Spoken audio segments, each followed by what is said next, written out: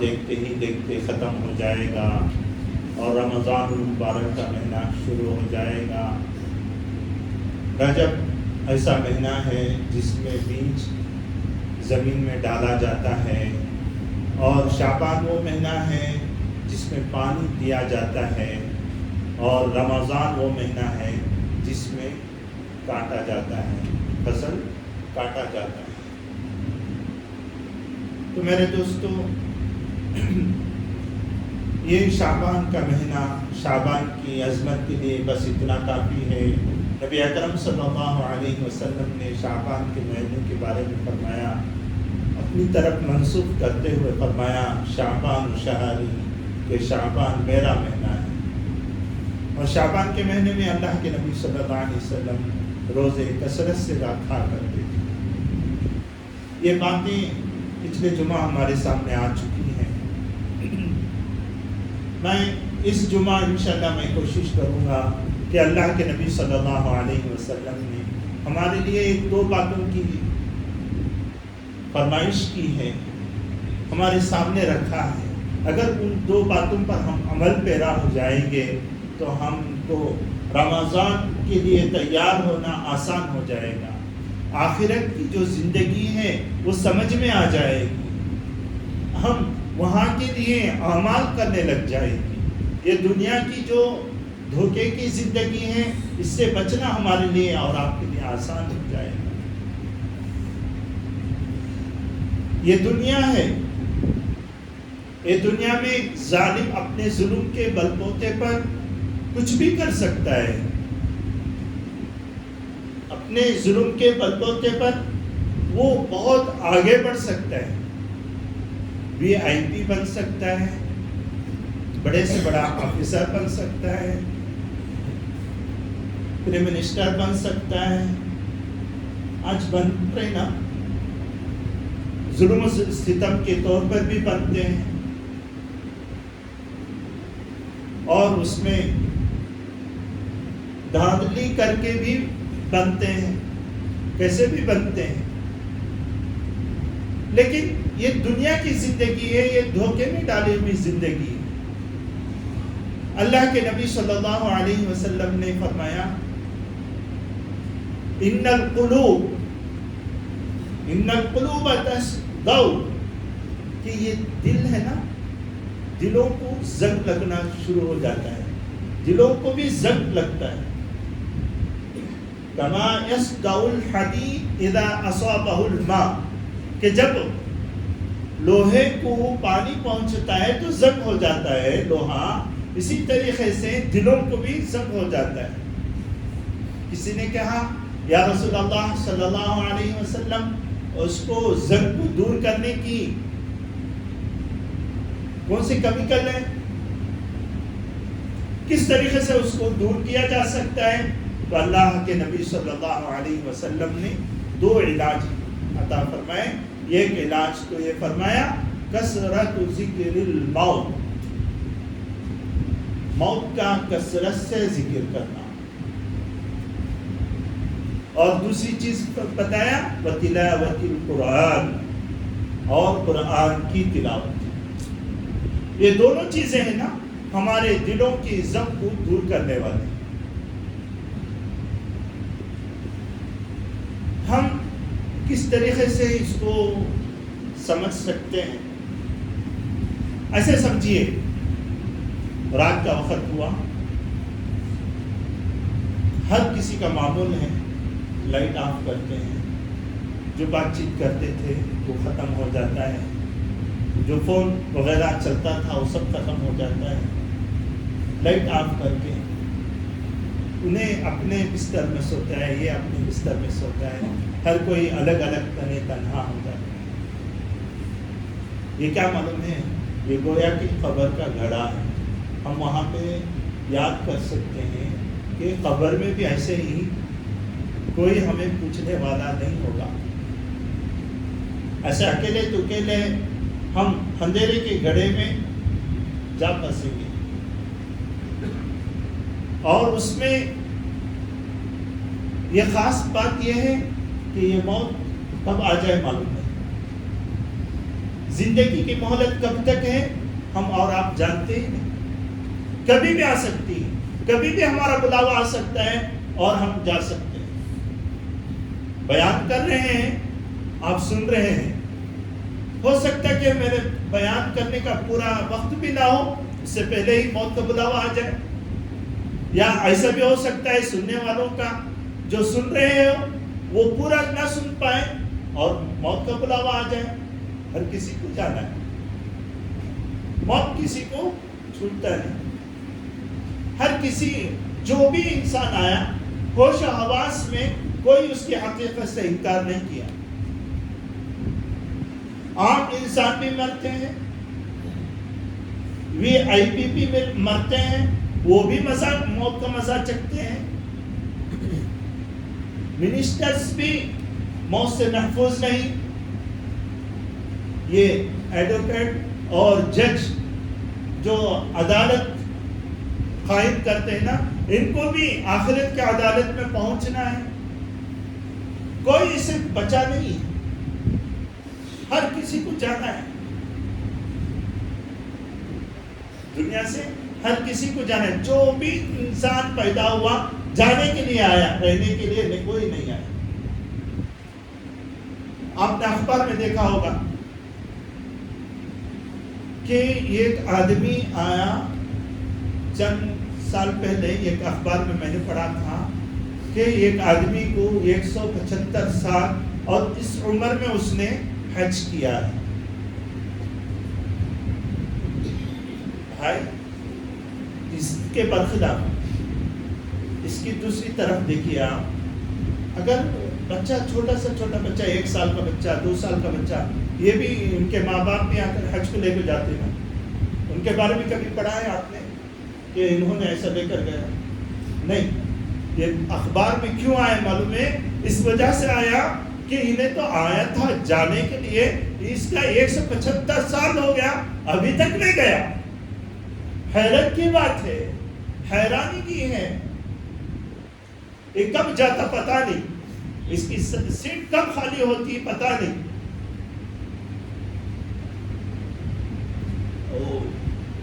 مجھے ایک بزبان تمل میں ایک محاورہ ہے, تمل زبان کے ایک محاورہ ہے, مجھے وہ یاد آ گیا.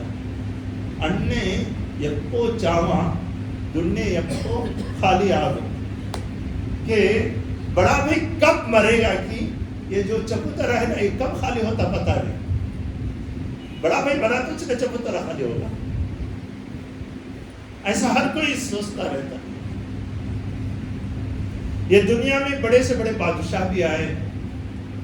آپ نے سکندر کا نام سنا ہے, وہ نکلا تھا ساری دنیا کو فتح کرنے کے لیے, ساری دنیا فتح کرنے کے لیے. فتوحات اس کے نصیب میں آئے بھی, لیکن ایک معمولی سی ایک بخار نیمونیا ہو گیا اس کو, اور اس نے کہا, اس وقت اس نے کہا تو میں تو دنیا کو فتح کرنے نکلا تھا, اس سے پہلے موت نے مجھے فتح کر چکی. دیکھو میں خالی ہاتھ جا رہا ہوں.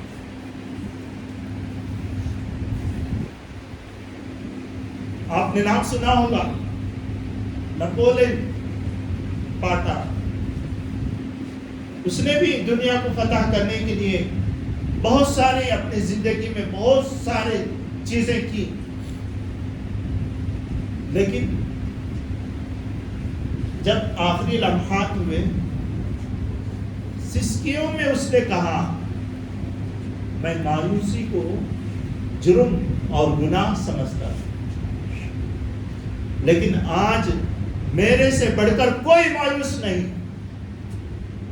میں مایوس مر رہا ہوں. میں دنیا کو فتح کرنا چاہتا تھا, سلطنت حاصل کرنا چاہتا تھا, مجھے سلطنت حاصل ہو گئی. اور دوسری چیز میں محبت کو چاہتا تھا, لیکن زندگی بھر محبت میں ناکام رہا.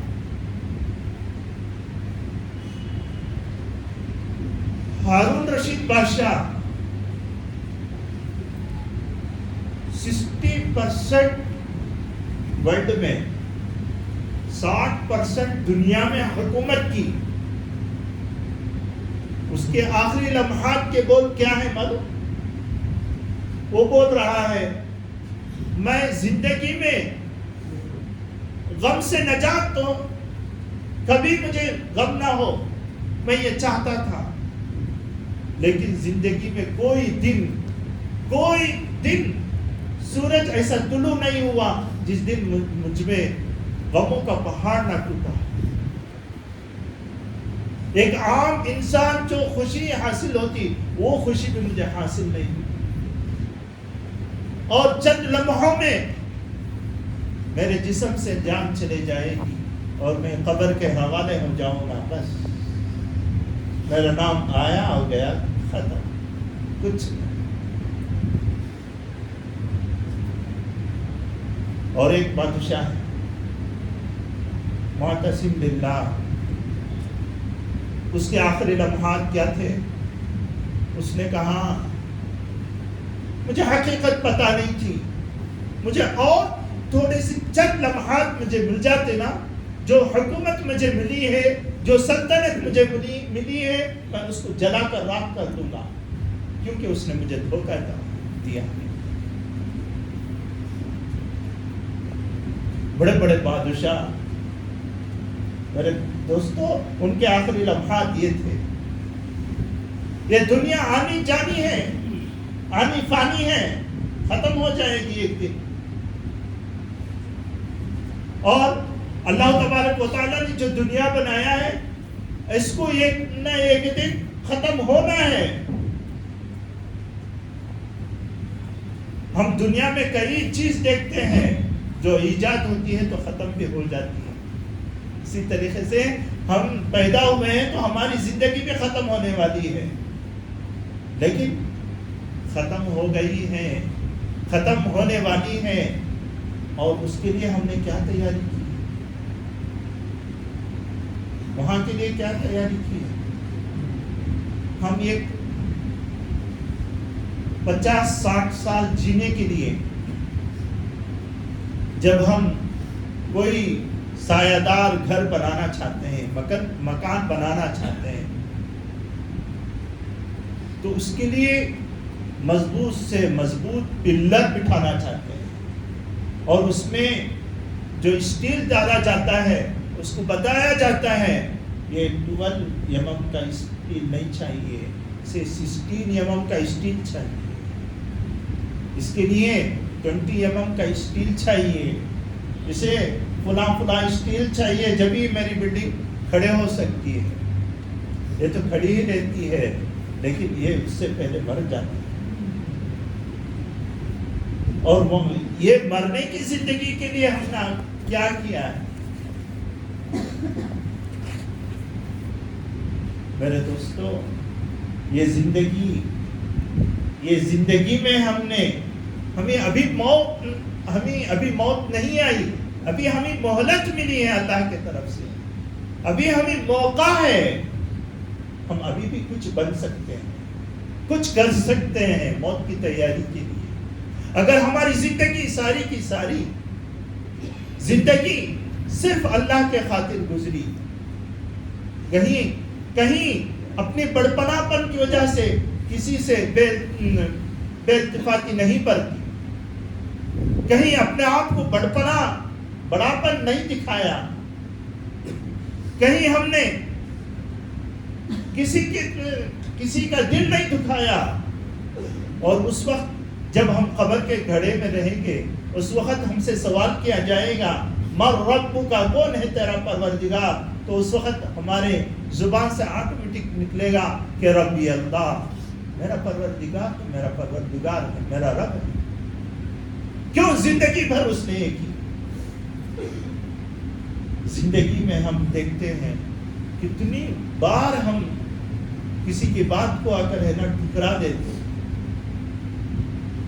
کوئی مقام ہی نہیں دیتے، اس کی بات کیا ہے، کون بولا سن سکتا، اس کی بات کی کوئی ویلیو ہی نہیں۔ یہ کائی کے لیے من دل میں بڑپنا پڑتا ہے۔ کبھی ہمیں دل میں، نماز میں، عبادت میں، ذکر میں، تلاوت میں وقت نہیں لگتا، اس میں ہمارا دل نہیں لگتا، بس کب ختم ہو جائے، کب چلے جائیں ایسا لگتا ہے، تو سمجھو کہ ہمارا دل بیمار ہے۔ دعا میں، مناجات میں ہمارا وقت ختم نہیں ہو رہا ہے، فضولیات میں ہمارا وقت برباد ہو رہا ہے، سمجھو کہ ہمارا دل بیمار ہے۔ ہم کسی کی بات کو اپنے اوپر نہیں لے رہے ہیں، کسی کی بات ہم ضروری نہیں سمجھتے ہیں۔ دیکھنے کی ضرورت ہے کہ یہاں پہ کہیں بیمار تو نہیں ہمارا دل۔ اگر ہمارا دل اچھا ہوتا، میرے بھائیوں، یہ جو اللہ تعالیٰ نے ہمیں جو بھی جسم میں بنایا نا، آنکھیں بنائی، کان بنایا، ناک بنایا، ہاتھ بنایا، پیر بنایا، بہت سارے اعضاء بنائے نا، اللہ تعالیٰ نے ایک اعضاء ایسا بھی رکھا جس نے اچھا کو اچھا کہا، برے کو برا کہا۔ وہ اعضاء چھوڑ کر دوسرا کوئی اعضاء ایسا نہیں بتایا کہ یہ برا ہے، یہ اچھا ہے۔ جیسے مثال کے طور پر اگر کوئی آدمی چوری کرتا ہے تو ہاتھ میں اسے چبکنیاں نہیں لگیں گے کہ یہ چوری کا مال ہے، ہاتھ چبکنیاں نہیں لگیں گے، لیکن دل میں یہ بات ضرور آئے گی، یہ تو چوری کا مال ہے، کیوں کا چوری کر رہا ہے؟ بولتا نہیں بولتا، آٹومیٹک اللہ تبارک و تعالیٰ نے ایک مشین ہمارے اندر رکھ دیا ہے، اس مشین کو ہم زنگ آلود نہیں کرنا، بلکہ اس کو صاف ستھرا بنا کے رکھنا ہے، تاکہ ہم کو ہر ایک اچھی اور بھلی بات بھلی لگے اور اچھی اور خراب بات ہمیں خراب لگے۔ اور یہ پاؤں غلط راستے پر چل رہے ہیں تو پاؤں میں ہمیں آ کر نا درد نہیں محسوس ہوگا، بلکہ دل میں یہ محسوس ہوگا کہ غلط جگہ کیوں جا رہا تو ہے کہ نہیں؟ ہو رہا نا، ہوتا نا۔ آنکھیں غلط چیز دیکھ رہی ہیں، آنکھوں میں چبکنیاں نہیں آئیں گی، بلکہ دل اندر سے کہے گا بیٹا تو جو دیکھ رہا ہے نا یہ غلط دیکھ رہا ہے۔ یہ دوسری کی ماں بیٹیوں کو دیکھ رہا ہے نا، تیری بھی ماں بیٹیاں ہیں، تیری بھی بہن ہے، تیری بھی بیوی ہے۔ اگر کوئی دیکھا تو تجھے کیسا لگے گا؟ ایسا ہی تو لگے گا نا، تو کیوں دیکھتا ہے؟ نہیں، صحیح راستے پہ لانے کے لیے یہ دل ہے، یہ دلوں کو بنانے کے لیے کیا ہے؟ کثرت ذکر، کس کا؟ موت کا، کثرت سے ذکر کرنا۔ اور دوسرا علاج کیا بتایا اللہ کے نبی صلی اللہ علیہ وسلم نے؟ وَتِلَاوَةِ الْقُرْآنِ، قرآن کی تلاوت بھی اللہ تبارک و تعالی ہمیں آ کر ہے نا ہمارے دل کو صاف کرنے کے لیے قرآن بھی دیا ہے۔ قرآن بھی ہم پڑھیں، قرآن جتنا زیادہ ہم پڑھنے لگیں گے نا اتنا ہی زیادہ ہمارے دلوں سے زنگ ختم ہوتا جائے گا، گناہ ختم ہوتے جائیں گے، اور نماز میں، ذکر میں، تلاوت میں، عبادت میں ہمارا دل لگنا شروع ہوگا۔ اگر ہم سوچیں کہ لگے تو لگے، نہ لگے تو نہ لگے، تو قیامت میں مر جائیں گے، لیکن اس سے پہلے ہمیں نہیں لگیں گے۔ تو میرے دوستو، اس سے پہلے کہ ہم مر جائیں تو ہم اپنے دل کو صاف کر دیں، ہمارے دلوں سے زنگ کو دور کر دیں۔ جو اللہ کے نبی صلی اللہ علیہ وسلم نے بتایا ہے وہ باتیں ہمیں اپنے سامنے لے آئیں۔ موت کا ذکر، موت کو سوچیں، موت کو یاد کریں۔ موتو قبل ان تموتو، مرنے سے پہلے مرنے کی پوری تیاری کرو۔ اب دیکھو، ایک آدمی آ کر ہے نا، ایک آدمی سے آ کر کہا کہ بابا تو آ کر ہے نا یہ نیک کام کر لے، نمازیں پڑھ لے، یہ تلاوت کر لے، تجھے قرآن پڑھنے نہیں آتا، قرآن پڑھنے سیکھ جا۔ آج تو کتنا آسان ہو گیا ہے، بچے تو بچے، بڑے لوگ بھی اپنے گھر میں رہتے ہوئے، اپنے جگہ میں رہتے ہوئے، ساری دنیا میں کہیں پہ رہو، رہتے ہوئے آن لائن کلاسز آج ہر جگہ شروع ہو چکے۔ یہاں بھی الحمدللہ کئی لوگ پڑھتے ہیں آن لائن کلاسز میں، وقت لیتے ہیں، پڑھتے ہیں، کتنا آسانی کے ساتھ پڑھ سکتے ہیں. یہاں آنے کی ضرورت نہیں اور استاذ کو وہاں جانے کی ضرورت نہیں، جہاں بیٹھے وہاں پہ پڑھ سکتے ہیں. ہر کسی کے جیب میں موبائل، ہر کسی کے جیب میں موبائل رہتا ہے اور انٹرنیٹ ضرور اس نے ریچارج کر کے رہتا ہے، اور کئی میسج دیکھنے کے لیے اس نے جب ریچارج کر کے رہتا ہے. تو قرآن جو ہمارے لیے میسج ہے اللہ کی طرف سے ہمیں ملا ہے، کیا اسے ہم پڑھنے کے لیے وقت نہیں دے سکتے؟ کتنا آسان ہے، کتنا آسان ہے. اللہ تبارک و تعالیٰ نے آسانیوں پر آسانیاں کھولتی ہیں، لیکن آج ہمارے پاس وقت ہے کیا؟ واٹس ایپ دیکھنے کے لیے وقت رہے گا.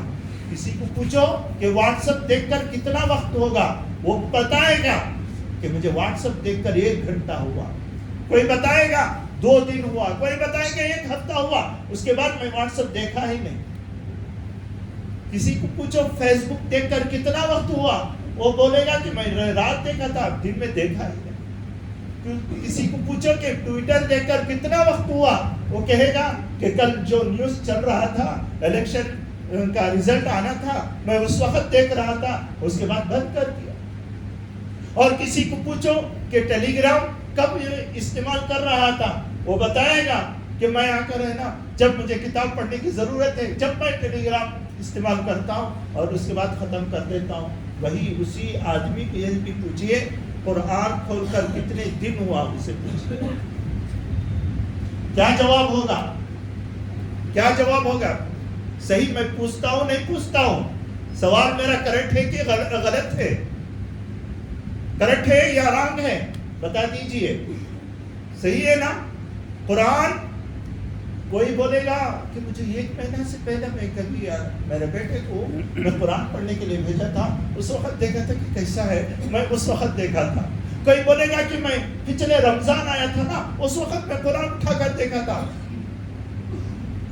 کوئی بولے گا کہ حضرت جب میری ماں، میری بہن، میرے بڑے بھائی جب میں چھوٹا تھا، میں جب چھوٹا تھا مجھے مکتب میں بلا لے کر جاتے تھے، اس وقت قرآن دیکھا تھا، اس کے بعد اب تک نہیں دیکھا. حضرت بولے گا نہیں بولے گا؟ یہ بات ہے نہیں ہے. کیوں بھائی قرآن سے دوری کیوں؟ اللہ کے نبی صلی اللہ علیہ وسلم فرماتے ہیں یہ قرآن دل کے ضد کو دور کرنے والی چیز ہے، لیکن ہم اس کو ایک کہیں جگہ اٹھا کر رکھ دیا، اور دوسرے ہر ایک بیکار چیزیں وہ سب پڑھنے کے لیے ہمیں وقت ہے، لیکن قرآن پڑھنے کے لیے وقت نہیں. کیوں میرے بھائیو، کیوں میرے بھائیو ایسا کیوں ہم کر رہے ہیں؟ ایک آدمی کہہ رہا تھا کہ بھائی حکومتیں ایک سے ایک ظالم حکمران آتے جا رہے ہیں اور ان کا رسوخ بڑھتا جا رہا ہے، لیکن ہم مسلمان ہیں کہ ٹس سے مس نہیں ہوتے ہیں، جیسے ہیں ویسے. پہلے نمازاں چھوڑتے تھے، اب بھی نمازاں چھوڑتے. پہلے قرآن نہیں پڑھتے تھے، اب بھی قرآن نہیں پڑھتے. پہلے ہم غلطیاں کر لیتے تھے، اب بھی غلطیاں کرتے تھے. پہلے ہم دین کی باتوں کو نہیں سنتے تھے، آج بھی ایسا. کیوں ایسا ہو رہا ہے؟ وہ آدمی نے کہا بڑھاپا میں آدمی جانے کے بعد بڑھاپا جس آدمی پر آ جائے اس پر لوٹ کر جوانی نہیں آتی. بڑھاپا جس پر آ جائے اس پر جوانی لوٹ کر نہیں آتی. تو ایسا ہی ہو گیا ہے، یہ امت میں بھی بڑھاپا آ گیا. اللہ نہ کرے، ایسا نہ کرو میرے دوستو، ایسا نہ کرو میرے دوستو. بڑھاپا نہیں آیا، یہ امت ہے، یہ امت محمدیہ ہے، یہ امت محمدیہ ہے. ہم وہاں پر جا کر اللہ کے نبی صلی اللہ علیہ وسلم کو جواب دینا ہے. اللہ کے نبی صلی اللہ علیہ وسلم دنیا سے جاتے جاتے ہمارے لیے اور آپ کے لیے دعائیں کی ہیں، ہمارے لیے فکریں کی ہیں، لیکن آج ان کا دل مٹتا ہوا ہم دیکھ رہے ہیں. شریعت مٹتی ہوئی ہم ہمارے آنکھوں میں دیکھ رہے ہیں، لیکن ہمیں رونا نہیں آتا. لیکن وہی کوئی ہمارے گھر کا بوڑھا مر جائے، کوئی بچہ مر جائے، کوئی عورت مر جائے، کوئی جوان مر جائے تو ہمیں رونا آتا ہے، لیکن اتنا رونا بھی نہیں آتا شریعت ہمارے ہاتھ سے چھوٹ گئی. ذرا سوچو میرے دوستو، ذرا سوچو، دل کے آنکھوں سے ذرا سوچو، اپنے آپ کو صحیح کر لو۔ اللہ کرے کہ ہمیں صحیح کرنا نصیب ہو جائے، اور آنے والے رمضان میں خوب سے خوب ہمیں اللہ کے لیے اعمال کرنے والا بنے، نیک اعمال کرنے کی، صدقات کرنے کی، خیرات کرنے کی، اور اچھی طرح سے روزے رکھنے کی، اچھی طرح سے نمازیں پڑھنے کی، اچھی طرح سے ذکر کرنے کی، اچھی طرح سے تلاوتیں کرنے کی اللہ تعالیٰ ہمیں موقع نصیب فرمائے۔ اور اسی طرح